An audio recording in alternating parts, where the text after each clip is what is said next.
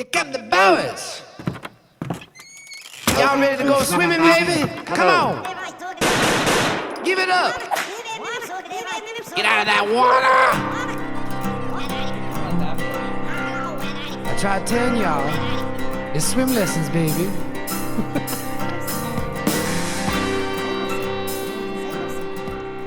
Thank you for choosing Swim Lessons, the podcast. I'm your host, Dallas Hanson. Give us a like if you wouldn't mind on YouTube, and also subscribe on Apple Podcasts, Spotify. Just type in swim and then lessons. Today's guest is a fun one. I've known him for a long time now. He's a really good dude and someone who I'd appreciate. And in a small town like Crosby, where I reside, he's a big member, and that is Zach Johnson. Zach Johnson is a teacher. He's also the head boys basketball coach. He coaches track here as well, and he's just a good dude and somebody I really have grown to like. And in today's episode, we talked about kind of growing up together, I guess, if you will, coming in early adulthood. And appreciate Zach, and make sure you follow Divide County Basketball. He is the boys coach, so give Divide County Basketball a follow. And I appreciate Zach. But before we get to ZJ, we got to talk about River's Edge Bar and Grill. They are known for offering the best happy hour in town, providing unbeatable deals in a lively atmosphere. Guests can also enjoy a variety of entertaining activities, including bingo, trivia, and the very popular Name That Tune.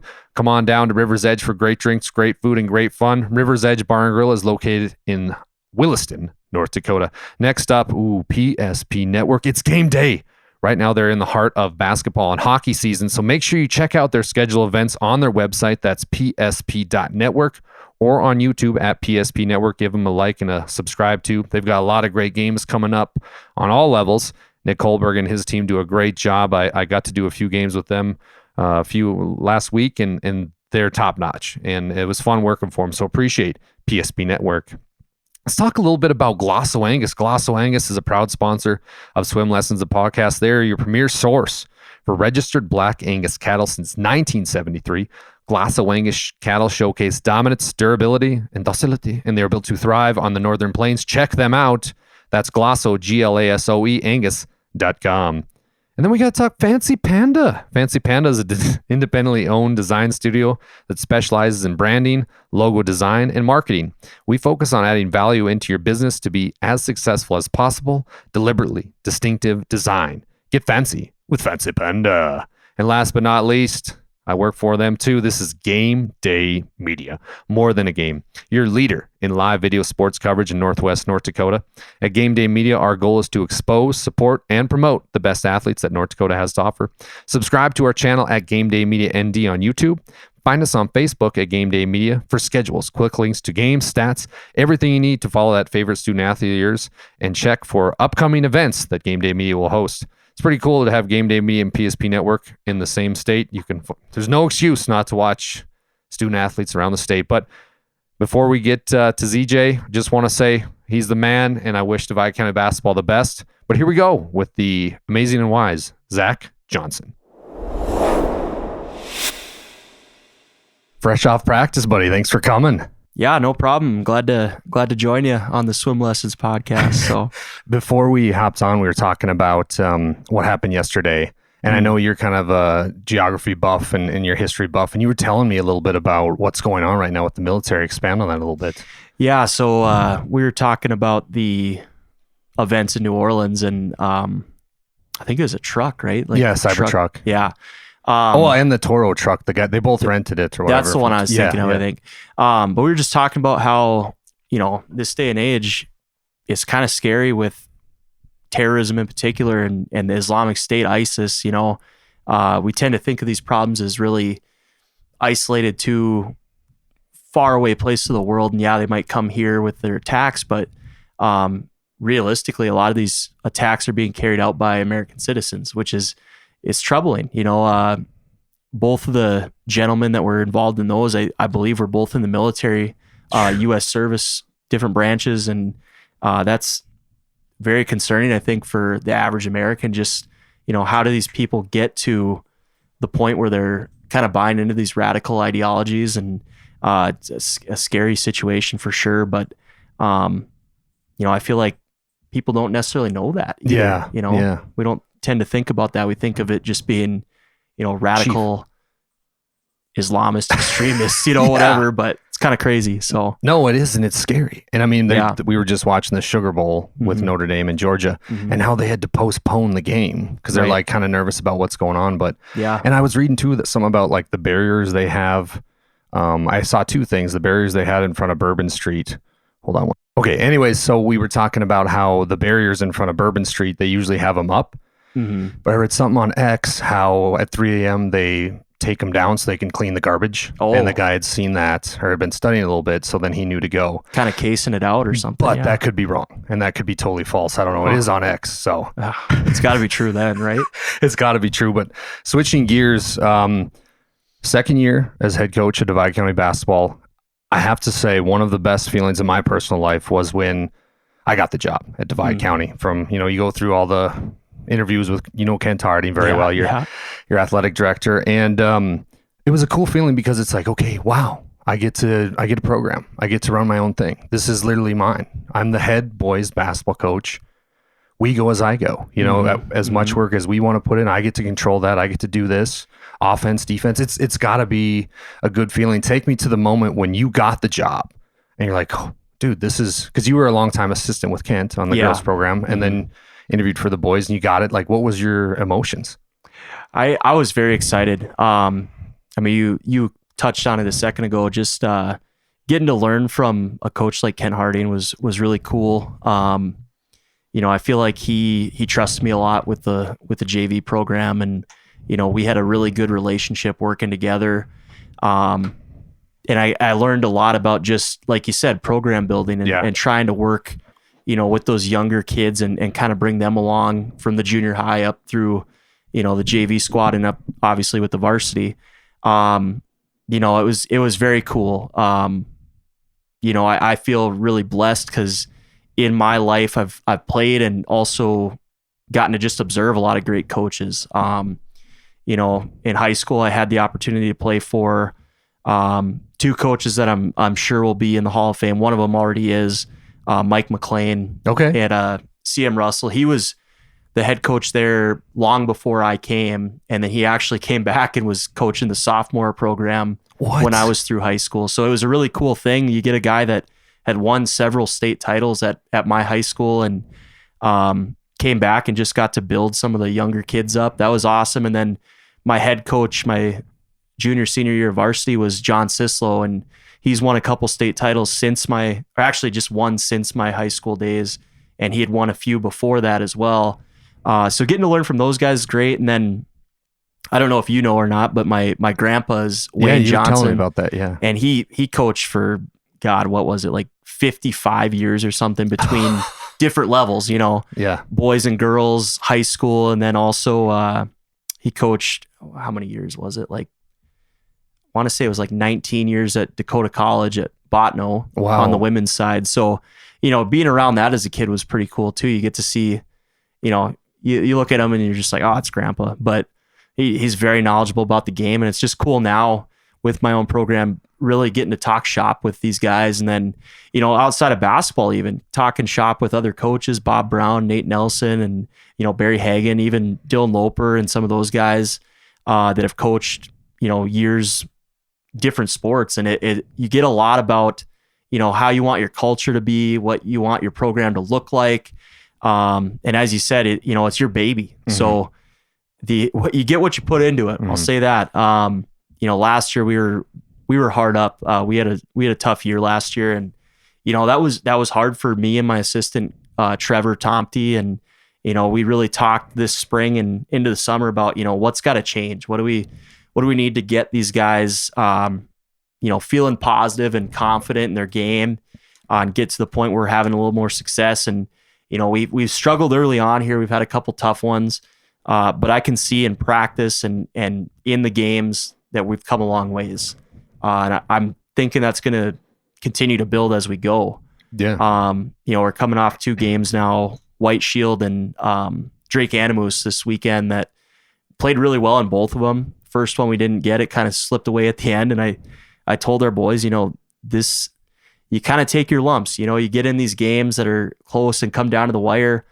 When you're young and you haven't been in that situation, you're not going to win very often. So you got to kind of build and learn from those experiences, and then played really, really well against a Drake team that was receiving votes, and were able to beat them, and kind of soundly, actually. So That's all. Well, I was hopeful for your program when this past, we do that old man ball. For everybody listening, like, old man ball is something that's been around for a long time, but starts at 6:15 a.m.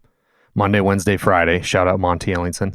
And free throw. And we, it's early on. And before the season started, after football, a lot of the young kids were coming. And I'm like, okay, this is a good thing. Like Stockton Nelson, who's pretty much a gym rat. But, Braden Larson, a couple of those other kids. I mean, that was, as a coach, you were there. And as a former coach, I was like, okay, ZJ's got something here, because these kids are interested. They want to win. If they're here at 6 a.m., there's something to that. Yeah, there's a lot of kids that, especially at our lower levels, that really love the game, which is really great to see, because, as hopefully we get more and more success, and you get these guys that are really committed to it and want to do the things in the off season, that's big. That's going to be huge for us moving forward.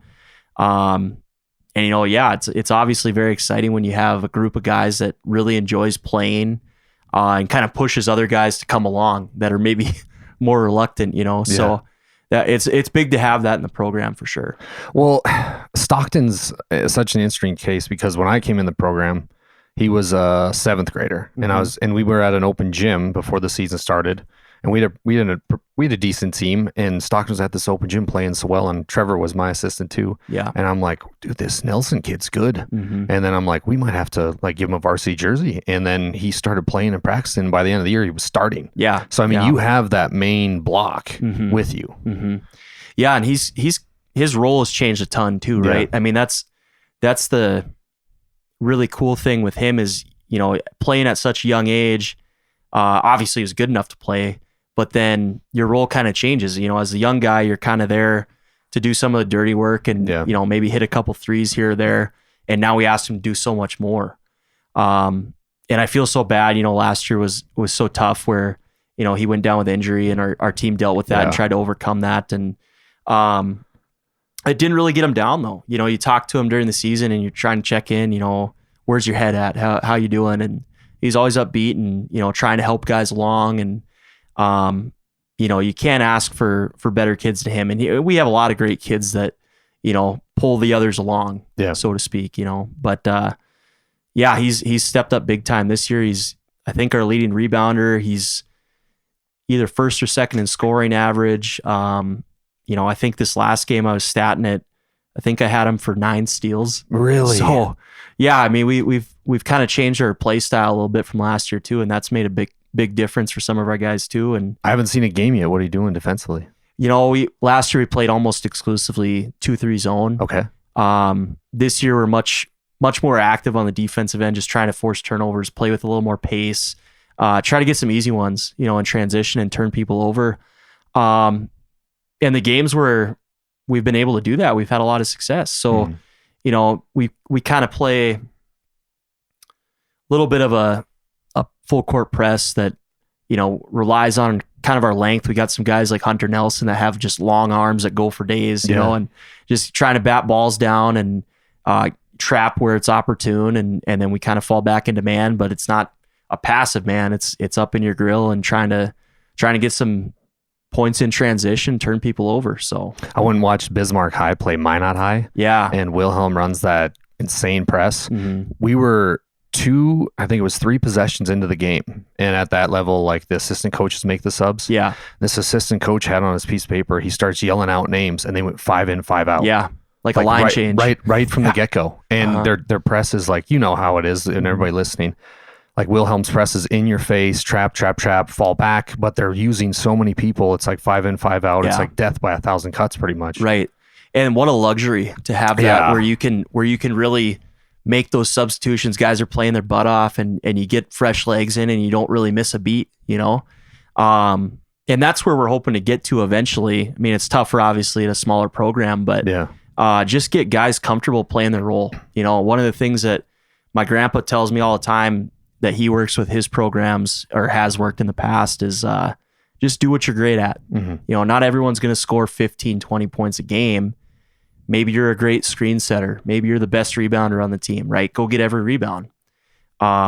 maybe you're a glue guy that's going to take charges and, get every loose ball you can and make the right pass and do all these different things. And, we have guys that fill those roles pretty well right now. And I just know, I tell these guys all the time that, success is going to come if you keep doing things the right way. And it's a slow grind and you hate it because, you want the results like that. But the reality is it's going to take time, right? And I think they're understanding that. They're seeing a little bit of success that's building. And I'm certain that it's going to continue if they keep doing what they're doing. So what do you think about this year's district that you're in? It's interesting. Yeah, it is. You look at the top and there's, I would say pretty clearly, two teams that are above everybody. I think Powers Lake and Ray are kind of the tip of the district. And then obviously you have some other good teams. Kenmare is very well coached. Mm-hmm. Casey Kaiser does a great job, and they always seem to have some horses, just some big old farm boys that kind of throw you around and know how to play the game. And obviously some other teams that have some talent, guys that have stepped up, even teams that lost a lot. Like, we played Alexander earlier this year, and I was thinking, they lost a lot, but I mean, they played really well with their crew that they had. There's some other teams in our district. I think of the Wilson Trinities, the Partials, the Trettons that are maybe in flux a little bit. But every game's going to be a dogfight in that realm. The for lack of a better term, like the bottom five, so to speak. I mean, anyone can win those games. Well, I seen that kid from Tioga just scored 40 something. What's his name? Brendan Johnson. Brendan Johnson. Had the school record. But like you said, it's insane because I got to watch Powers Lake play. Hughesby had 3 dunks and he went for his 4th, but I think his legs were a little worn out, so he got stuffed by the rim. But then I got to watch Ray play twice so far, and they're a lot of fun to watch, but they're all young kids. They are. And I really like how it's transitioning, because when I was younger, or when I was in my first year coaching, Ray wasn't very good. Ray was kind of the bottom of the barrel. Now those kids that were playing and kind of getting up, now they're kind of top dogs. Well, so it goes in waves. That's what you got to tell these kids that are young, right? Is look at Ray, look at the success they're having with a young team too. But they put in so many hours shooting, going to different team camps, going to individual camps. Yeah. And they've really got I think a really great culture that they've built from the bottom up, and it's really showing right now. And that's where, we got to kind of fight that battle here, try to get people excited about playing basketball again. And that's conversations that I've had with Trevor too, Trevor Tomte, the assistant. Shout out Trevor Tomte. Yeah. Great guy, great assistant. And we were talking about that, just the fact that, you have these waves, and obviously you have down years and you have years where you're really, really playing well. But if you can keep people excited and really want to be a part of that program and think basketball's cool, get the gym filled up, that's what brings, people this love of the game, especially in a small town like Crosby. So, that's something we're trying to build. It's slow moving, right? But we're confident we can do it though. Yeah. So, Well, it takes a young, good cat like you, man. I hope so. I hope so. Speaking of excitement, I love the remodel of the gym. That's awesome. Yeah. The new bleachers, new floor. The floor was due. Bleachers were well due, but I love what you guys did. Yeah, it looks sharp. I tell you what, I was really excited, especially after we put a little human capital into that, a little sweat equity. I was there a few times taking the old bleachers down. Ripping those bleachers out and ripping gym floor out, cutting that out and hauling it off. That was a big project. Whoever put those in, there was 3 screws in each one. And I can't remember if it was Bob Brown or Cody Rowland or somebody. Just think, Dallas, somebody back in the 70s put all those in either by hand, because I don't think there was really too much machinery that was up to date like that. You probably didn't have the impact wrenches and things like we have now. Somebody spent a whole, probably couple weeks on that thing. Yeah.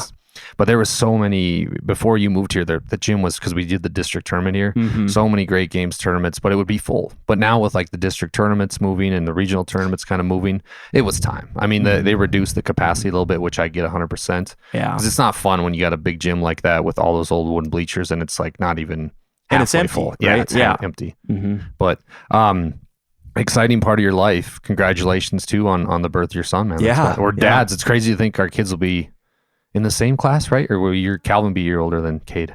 Well, I think Calvin's kind of in that fringe range where he was born in July, end of July. So Okay. I think he could be in the same grade or maybe not. Just kind of depends. So That's wild to think about. I know. When I first met you, I never thought in a million years you and I would have a kid that's might be in the same class. Yeah. And at close to the same time. I Yeah. mean, just And Lope it's too. wild. Lope. Yeah. A lot of people our age and around our age are having kids, and it's really exciting. You know, Yeah. it's a very, very unique feeling. You It know, is. and It's insane. you know, people tell you, oh, your life's going to change. You Yeah. know, you're going to be so different. You're not even going to know what you won't be able to remember what it was like before you had them. And, you know, it's crazy to think because it's only been for me like 5.5 months. But yeah, I kind of have hazy memories now of the times before, like, you know, and it's so great. You're tired all the time, but Oh yeah. you just love it. You know, you love being around your kid and your wife and making memories. And you know, we got to go to a couple Christmases this winter break, and that was great. You know, getting to see all the family and everything. So, it's just a cool experience. Well, like I came home from the farm today and I Mhm. saw Cade laying on the couch and Kristen was there, and I'm like, I just thought to myself, the weight of the world goes away when I look at him. Like it, Yeah. it just everything disappears. Mm-hmm. It's like he's all so it's awesome. And I another thing that I wanted to talk to you about, because I really, really appreciate this about you, is your music taste. Because whenever Yeah. you and I get Yeah. together or wherever we are Mm-hmm. with other friends, if you hop on Touch Tunes, I can instantly tell. Or Oh, if yeah. I do, and you're like, Yeah. Dal, you on the tunes? I'm like, Yeah. yeah. But I just love it. It's the best. Yeah, it's that Eve what do they 6. call it? Divorced dad rock. Divorced Dad Yeah, Rock, dude, yeah. the best. Divorced Dad Rock. There's when we were at the when you and your boys came to the DC Classic. Mm. What's the name of that guy that always comes plays in the long sleeves? I can never remember his name. He's Oh. here's your brother's buddy. That's McKinley Agnes. Shout out McKinley Agnes. Yeah. But like I love when you guys come for the Classic and I just see your brother gets to come, Jackson. Yeah. Is he still assistant at Bono? He is, yeah. Yeah, I like him. He And is. he comes, you come, and then at the 3-point Calcutta, you're buying each other. It's Mhm. fun to see you guys there. Yeah, the Classic is, you know, I moved to Crosby, like 6 years ago. And everyone told me, you know, when I came here, oh, you're going to love the Classic. And I'm like, well, what is it? And Yeah. they were telling me about it. And I was like, oh, that sounds awesome. Well, then the spring came around and it was COVID. Oh, So yeah, everything shit. was Yeah. shut down. So I missed the first year, but I haven't missed one since then. It's Yeah, been really appreciate it. fun. Yeah. Well, the first year I brought a band, it was the 10th anniversary. And it was Big Skillet, Mhm. and nobody was going out on the dance floor. Yeah. And I'm like, God damn it, you know what's going on here? And then they played All the Small Things by Blink 182. Oh. And I looked at him like, buddy, let's go get it going. And me and you went out there. Pretty soon it was all full. I'm like, Oh, yeah. CJ, look what we built. Yeah. Yeah.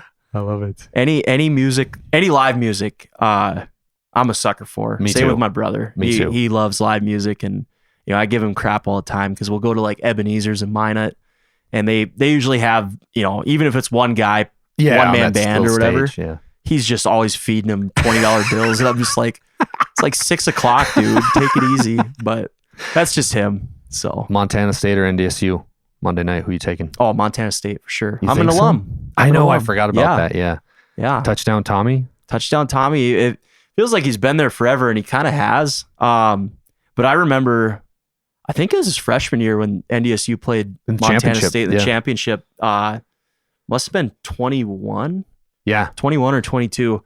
And I was so jazzed up. I was so just freaking excited. And we went to the local watering hole, Josie and Shout I out did. Joseph's. And, you know, in Crosby, North Dakota, everyone's a Bison fan. Big so time. everyone's just feeding me full of crap and just giving me a hard time. And I'm like, yeah, whatever. Just watch this. First drive Montana State has, Tommy goes down. Gets hurt. And I'm just like, oh, God. It's like all the wind went out of my sails. And pretty soon the Bison are up 30. And I'm just like, what the heck? I And had- all the good old boys are just feeding you full Seif. of crap. Yeah, Seif. Zach, and- you're not going to win Grant. this one, GJ. You're not going to win this one. This one's over. I had an opportunity to talk to Tommy when I went out to Butte. yeah. So I had him on the podcast and I asked him about that. Mhm. And he gave me a response. Like, he's a pretty honest kid. Yeah. And he's like, to be honest with you, I had no idea what was going on. Like, he was just kind of thrown into the mix. They used him a few times in the Wildcat, Yeah. but like going into that, he's like, I was pretty lost. Mhm. But now you watch him. And I mean, he got Walter Payton Player of the Year, so he's obviously doing something right. But Yep. and they got the good running back. They got everything. But the Bison, it's like can you get through that brick wall that the NDSU defense brings every time? Well, and you look at NDSU, just the legacy, right? I mean, you got to think that factors in to some of these. Like, if I'm remembering correctly, I don't think Montana State's won a title since '84. So it was before I was even born, long before I was born. And meanwhile, you look at NDSU, and for the last 15 years, they've just ran the table basically in FCS. So, it's kind of the tale of two teams in that realm. But I just feel like something's got to give. You got to have somebody unseat Big Brother here once in a while. And for a while there, I mean, South Dakota State did that a couple times, but their coach went to Washington State. Yeah. I can't believe that. Big change.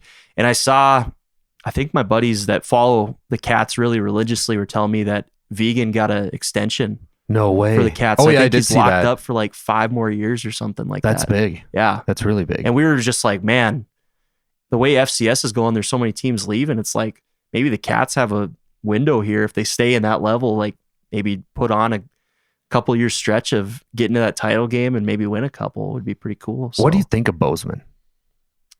It's changed so much. I haven't been back a lot since I graduated, but the housing's insane. It must have been because when were you in college? You were in college, what, 20? I went there the fall of 15. Okay. And I was there, I think I moved away the spring semester of 19 because I was student teaching. Okay. And I went to Minot High for that. So in that time frame, everything was, it's a nice town, a college town. But you get a lot of these transplants from Colorado, from California, Washington State, Oregon, and they'd come there and they just love the skiing and they love all these outdoor activities you can do. And when I was in college, I still remember like the first house party I went to freshman year of college. I'm so excited. I'm like, oh, we're gonna be in some freaking basement that's just a dungeon, like you see in movies, whatever. Yeah. And we roll up and we're in this like nice residential neighborhood, and I'm like, are we going to see like a family of 4? Like, right. What's going on? And we go in and it's a traditional college party, but you walk, I mean, every house is nice, and just they did a ton of expansion, I think, like the 5 years prior. And then I think it's changed that much more since I left. And talking to a lot of my buddies that are actually from Montana. So I grew up an air base kid, so I moved around. But they talk about, even buying houses in like Great Falls, where I went to high school, and the market's just insane. And a lot of these guys are like, well, I mean, I can afford to live here, but I don't think I could ever buy a house in Bozeman or Missoula or even Kalispell. Some of these areas that are considered like the gems of Montana, whatever. The markets are just insane. I was looking, I think it was 2 years ago, because I teach seniors, so they're always talking about, what's next? Going to college, right? And talking about a lot of them don't want to live in the dorms. I don't know why. I love living in the dorms. Me too. It was awesome. Just such a great experience. It's the best. If you're listening to this, you're a high school kid, go to live the in dorms. Go live in the dorms. Go have a good time. But talk about apartments, and they, a lot of our kids go to Bismarck or go to Williston, places like that. And they're talking about rent, and they're like, oh, it's kind of expensive. I'm like, that's nothing. I said, look at this. I pulled up. It was a listing for Bozeman on Zillow or one of those. And it was a rental, 1 bedroom, little house, 1 bathroom, 1 bedroom, and a little kitchen area. And it was like $2,000 a month. Just stupid. Dude. And I think it's probably gone up since then. So, Bozeman, it's a great city, but I feel like it's kind of losing the Montana feel a little bit.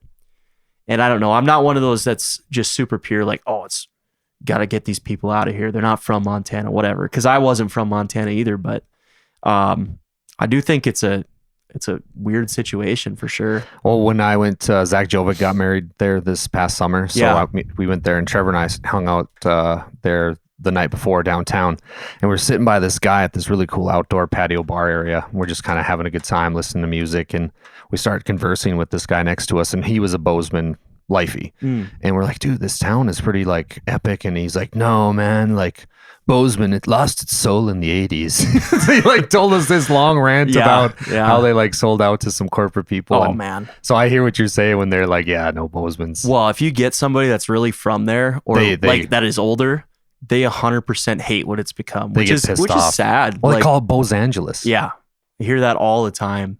And Missoula, when I was in school, well, actually, Bozeman is like the ag school, right? For of the bigger universities in Montana, and so Missoula was always like the hippie town. Like, don't go there. That's where all the pot smokers are and all this stuff. And then you go there and you hang out for Cat Grizz or whatever. It wasn't that much different, really. But the I don't know if you want to say the stereotype, whatever, was like, oh yeah, Missoula's all the hippies, and Bozeman, that's the real Montana school. But How great are the Cat Grizz games? I haven't been to one. so fun. What makes them fun? So I might get killed for saying this because I went to Montana State, but the Grizz Stadium, Washington, what is it? I think it's Washington Grizzly Stadium. Yeah. forget what That it's sounds called. right. Amazing venue. Of the Cat Grizz games I went to, I think I went to all 4. Actually, that's a lie. I missed one in Missoula and watched at a bar in Missoula and then went out after. But that atmosphere is just insane. Like, just crazy fans. Speaking of that, Tony Romo, Mm-hmm. Cowboys quarterback for a long time, he played at, where did he play?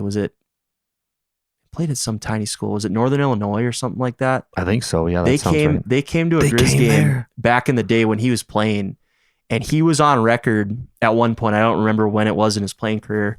He said that was the loudest stadium he'd been in, including NFL stadiums, which I think is ridiculous. I can't believe that, but came out of his mouth. Yeah. Who did they play the first round of playoffs this past year? It was a former NFL player. Remember? And he's like, that was incredibly loud. I don't even remember. who was it? I'm racking my brain. I'm so bad with these college kids that come out. But yeah, I mean, that stadium's electric. And then the Cat one, the stadium itself, when I was there, I didn't think it was that nice of a stadium, but tailgating's insane. Mm-hmm. Fans are so passionate too. That rivalry really runs deep. And, even when you're in high school, and like I said, I moved to Great Falls as a 8th grader. So I go to high school at CMR, and everyone's like, well, are you a Cat guy or a Grizz guy? And I had a lot of friends that were Grizz fans. So I kind of jumped on that. And then last second, I was like, I'm going to Montana State. I guess I got to be a Cat fan now. And, I have some friends that are just so vehement with that rivalry. They're like, I don't care. I'm never cheering for the Grizz. I don't care who they're playing. And then I have other friends that are like, oh, it's a Montana school, whatever. But I would say at this point in time, it's like, forget the Grizz. I'm never going to cheer for them right now. Well, but they have hats and shirts that say FTG. Oh, yeah. Oh, F big word time. The Grizz. Like, it's everywhere. Yeah. Well, and you, what's the song the Bison always play at their games? I'm trying to rack my brain. Or they always play, when they go to Frisco, they play a song. Oh, if you're going to play in Texas, you got to fill in the band. That's the one. Yep. So the Cats' big one that they play, even when they're not playing the Grizz, they always play Moni Moni by Billy Idol. Oh, nice. Great song. And, during like the little breakdown, they always say, eat shit Grizzlies, go Cats go. Yeah. And it's so funny. So we go to weddings and stuff when they play that, and I'm just belting that out. People are like, dude, it's 8:30. Go to bed. But I always think it's fun. Oh, it is. What, when you were in school, and I want to ask this too, because you brought it up a little bit. Yeah. What made you want to go into teaching? I come from a family of educators. Okay. So like I talked about my grandpa earlier a little bit, and he, not only was he a coach, but he was first he was a teacher, and then he was admin for a long time. So he's a principal. I think he was an interim superintendent at one point too. Damn. So he was into education big time. I mean, and my dad, he's in the Air Force. He's been a career Air Force guy, but his degree's in education too. So he had that tie. I have, 3 aunts that are teachers. And then in school, I love school. I tell my students all the time that I love school, and they're just like, oh, you're a freaking geek. Like, you're a loser, whatever. I'm like, no, like, where else do you see all your friends at one time? Right. And it's not just, I like learning. I love learning. I'm a lifelong learner, regardless what it is, if it's history or coaching or whatever.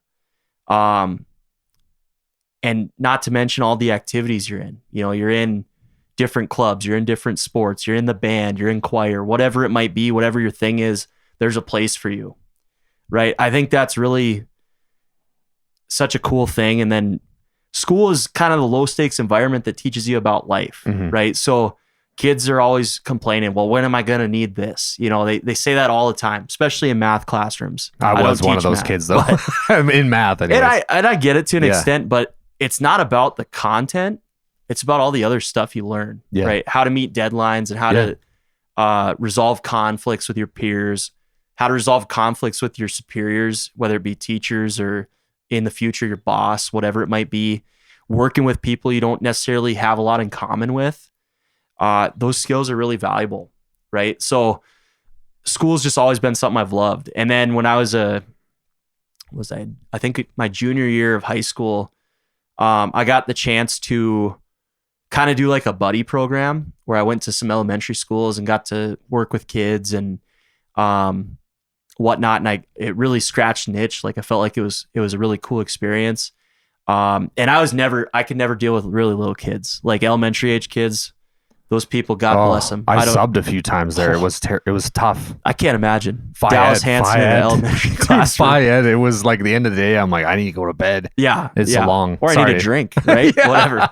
But yeah, between that and then I had some really awesome teachers at Charles M. Russell High School in Great Falls. And what's their mascot?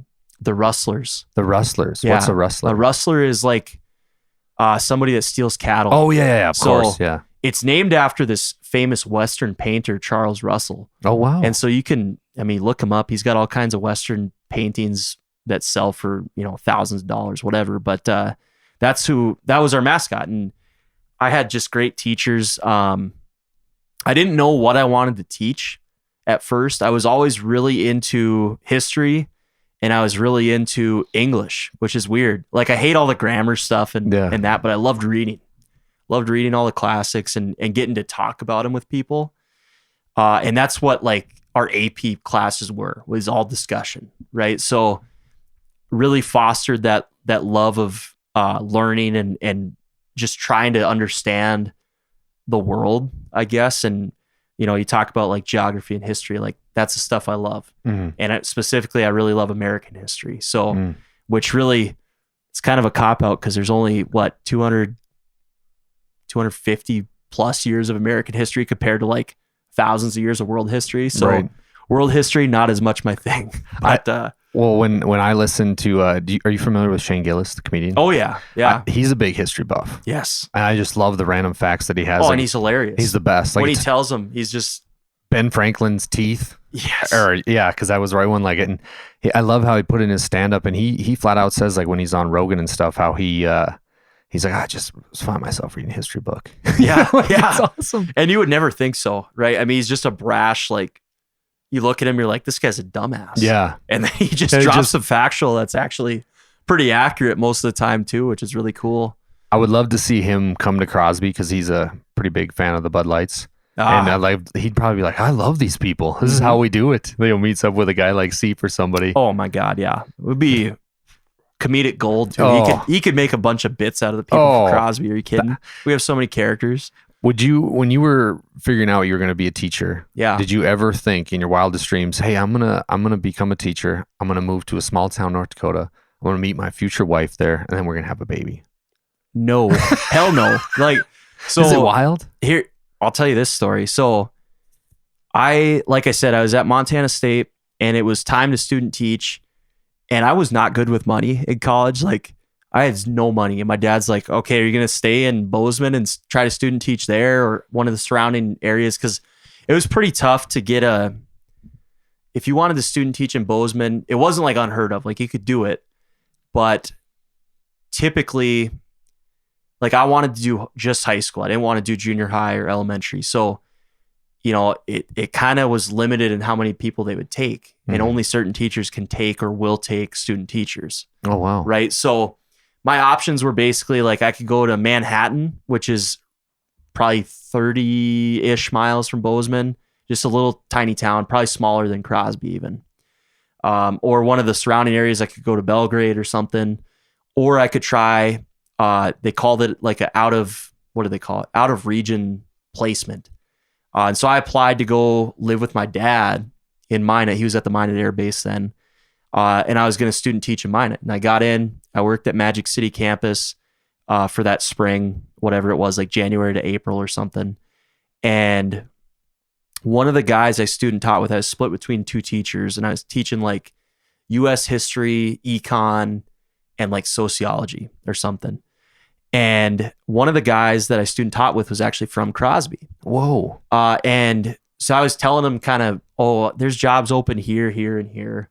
I'm going to apply to a few in Montana, a few in North Dakota, and see what I get. And so he said, you should really apply in Crosby. Like, I think you'd really like it there. It's a small town, but it's got a good feel. There's a lot of good people there. And so I applied and I did my interview, and I was just smitten. Like, I loved Crosby. It seemed like a nice little quaint town. I'm like, this is a good place to start. And I interviewed a couple other places in Montana, and I was like, I'd be dumb not to take this job. It's better paying. There's a cool atmosphere. The people are very nice. Everyone was welcoming. So I took the job. And I had a girlfriend at the time that still was in college in Bozeman. She's like, why'd you go there? That's so far away and all this stuff. And I'm like, I got to take a job somewhere. Like, I'm like, I'll be there a year or two tops, and then I'll move on. Needless to say, that didn't work out with her. We need to have a talk. Yeah. And then, I found that I really liked Crosby, and I love the people. And, the best part about a small town is obviously the people you meet, Mm-hmm. and then just the opportunities you have to do different things. So, I got my foot in the door coaching basketball and helped Nate Nelson with track some. Down the road, I got into like the, not admin side, but like the AD side a little bit. And, now I teach driver's ed too. So it's like, you have all these opportunities to do some things that, even if you don't like it, you try it, hang your hat up and, try something else. But Crosby's been great. And then, to meet my future wife here. Shout out Josie. Insane. Yeah. So I still remember I give her crap all the time because who was it? I think it was Crosby legend Rhonda Weathers, special ed teacher. She was telling me, she's like, yeah, I'm getting there's going to be a student teacher in the special ed department next year. She's young. I'll try and set you up. I'm like, no, I don't want to be set up with people. Like that's weird, And, it came to the first day that teachers had to be back. It wasn't the first day of school. And Josie walks into my room and hands me this paperwork for the special ed kids or whatever. And I talked to her later. I'm like, you knew right away that I was going to date you, didn't you? And she's like, yeah, I did. That's awesome. So I gave her crap that, she was just smitten right away. Yeah. But I might have been too. Well, now you got a kid too. Yeah. Complete family. Yeah. And a crazy. dog. Like your dog is walking around all the time. Odin, he's crazy.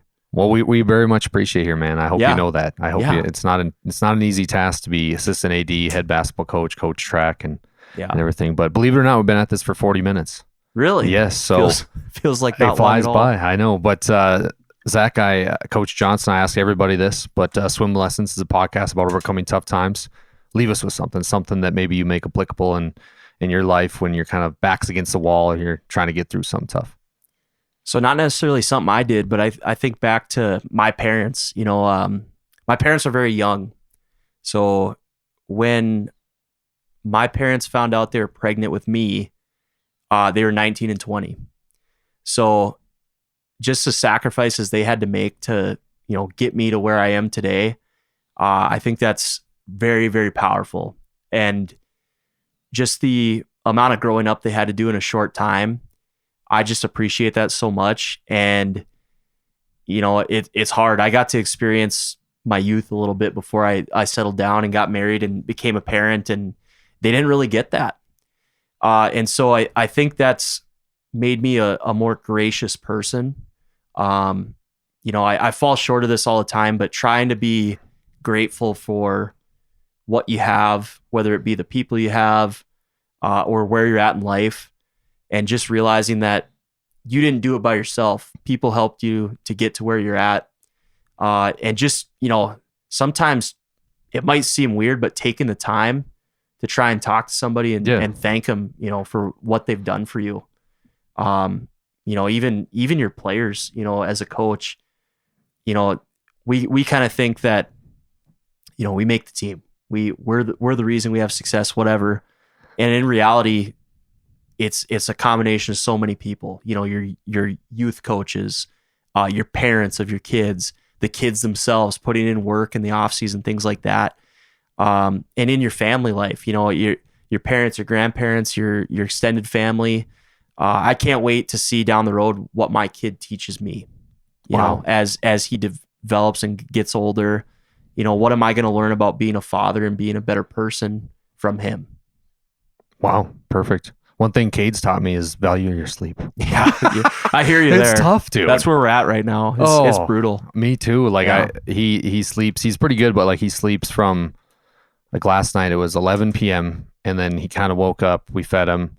And then he just laid there and he's like looking up at the ceiling, and I'm like, come on, buddy. Yeah. Come on. And then Kristen, you know, she's the best. And she's like, I'll take him. I'm like, no, it's okay, son.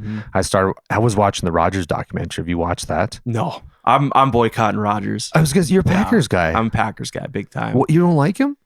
I loved him. I defended him his whole career when he was with the Packers. You know, no dice anymore? I just get sick of his shtick, I guess. Like, what do you mean?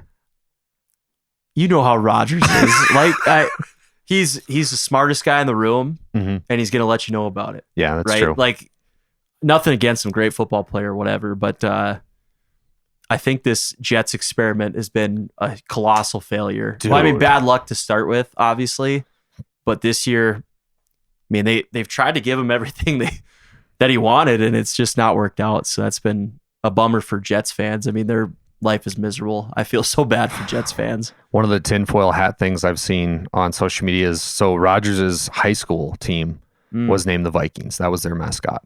So they're thinking he started with the Vikings, he'll end with the Vikings. If the Vikings can't strike a deal with Sam Darnold and JJ McCarthy's not what they think he is, maybe sign Rodgers to a 1-year deal. Maybe we bring in Rodgers. Wow. That would be so full circle and so fitting too with Brett Favre and then he comes his career trajectory. Dude, that's the same thing Favre did. He sucked at the Jets. He comes to Minnesota, likes him. You know, and he played out of his mind. They made the NFC Championship. Yeah. Wouldn't that be something? That'd be insane. I'd be worried about Jordan Love then down the road, that he'll be a Jet and then a Viking. Yeah, that would be horrible. Well, buddy, I really enjoyed this. I'm very appreciative of you, and I wish you and Coach T the best on this upcoming season. Give us a quick plug where people can find Divide County basketball and some ways that they can follow. Yeah, so if you're looking to like stream games, if you're not able to come in person, every gym's a little bit different. Like our home gym, we have the Huddle system, so any of our home games are always broadcast at, I think it's fan.huddle.com, and then you can search Divide County, you'll find us there. On the road, kind of depends. Some teams have that. Some have NFHS system. Don't forget Game Day Media. Game Day Media, that's a great one too. They're doing a great job. Randy and David Peterson, they're the best. Do a really great job. I know you've worked with them some too, and you know they're always fun to have at one of your games. I hope we get them for the basketball. I don't know. I haven't seen their schedule yet for basketball. So he sent me today. I think we're gonna have you and Tioga, or you guys and Tioga down the road. Oh, nice. That'll be a good one. Yeah. Yeah. But well, buddy, good luck. I'm gonna let you get back to your family now. But thank you, brother, and that's a wrap. All right. Zach thanks. Johnson.